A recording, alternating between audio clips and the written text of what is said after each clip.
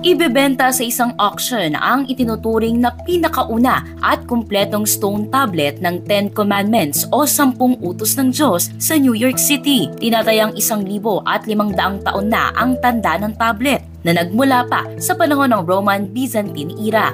Ayon sa senior specialist ng Sotheby's International, ang batong ito ay rare dahil mayroon lamang 10 kopya nito at siyam pa rito ay fragments lamang. Umaabot ng 115 pounds ang bigat at humigit kumulang 2 talampakan ang taas ng marble tablet. Nadiskubre ito noong 1913 sa timog ng Israel malapit sa mga sinaunang sinagoga at simbahan. Nakasulat ang 10 utos nito sa Paleo-Hebrew script, isang paraan ng pagsusulat ng mga Hudyo noon.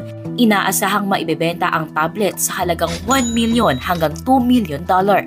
Para sa iba pang nakamamanghang kwento, mag-follow at mag-subscribe sa social media pages ng News 5.